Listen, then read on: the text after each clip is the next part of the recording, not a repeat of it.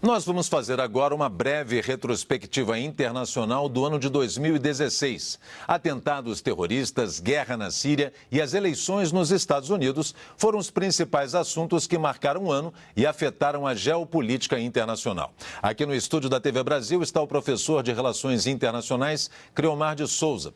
Professor, boa noite, é um prazer recebê-lo aqui na TV Brasil. Muito bem, a guerra na Síria, já temos aí quase 6 anos, 5 anos e pouco, e ela começou com um levante pacífico contra o presidente Bashar al-Assad. E depois se tornou numa guerra extremamente cruel, uma brutalidade sem precedentes. A ONU estima 400 mil mortes e um êxodo de mais de 4 milhões e 500 mil pessoas. Alguém poderia prever uma guerra tão sangrenta num século XXI? Bom, basicamente, sempre que a gente pensa em conflitos armados na história da humanidade, ninguém, no momento em que a guerra se inicia, acha que isso será algo trágico ou de longa duração.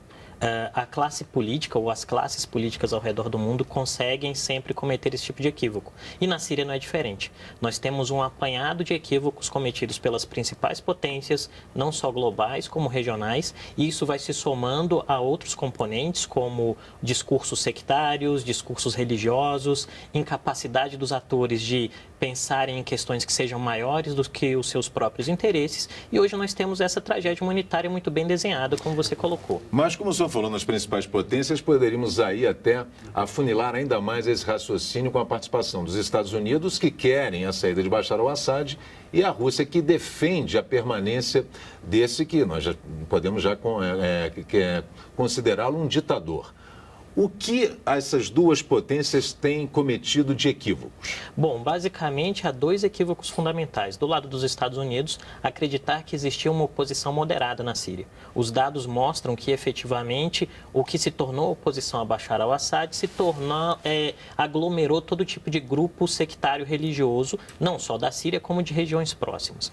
E, de outro lado, há uma espécie de equívoco dos russos ao entenderem que a simples manutenção de Assad resolve o problema. Na verdade, há que se construir uma solução que envolva, de um lado, a saída de Bashar al-Assad, mas, de outro lado, a construção de um futuro que seja colocado na mão dos próprios sírios e não passa por esses grupos que são chamados de oposição moderada. Por mais difícil que possa se considerar, os moderados hoje estão sob o guarda-chuva do governo Assad. Então, é preciso entender melhor a situação e perceber quais são as saídas possíveis. Quem luta contra quem, né? Quem luta contra quem, esse é o grande elemento. E me diz uma coisa, atentados terroristas. A Alemanha, de Angela Merkel, que foi a chanceler que mais compreendeu esse êxodo, essa imigração, abriu as portas da Alemanha, já recebeu mais de 1 milhão de refugiados. Não foi um grande castigo e totalmente incompreensível esse atentado em Berlim? Uma questão fundamental que se tem que entender quando se pensa em terrorismo é que a lógica terrorista é de justamente desgastar a sensação de solidariedade e cooperação. Nesses termos especificamente, a gente pode conversar com o nosso telespectador e entender. O ataque contra a Alemanha é contra a Alemanha e contra a Merkel, por quê? Porque basicamente é Merkel, que se aproxima de um processo eleitoral, quem mais fez em prol dos imigrantes. E o discurso que dá força ao sectarismo religioso é o discurso de que os imigrantes não são bem-vindos. Ora, se você cria uma complicação de segurança para o principal líder político europeu, o que mais acolheu imigrantes, você pode e tende a alimentar esse discurso de rebeldia, de sectarismo, de divisão no cerne da Europa. E é isso que esses terroristas querem. A questão fundamental é saber como as autoridades alemãs vão conseguir reagir a esse tipo de questão e se a política de recepção de Merkel vai sobreviver não só na Alemanha, como no resto da União Europeia, no médio e no longo prazo. Tá certo. Professor Creomar de Souza, o senhor vai permanecer com a gente, depois vamos falar sobre as eleições americanas, tá certo?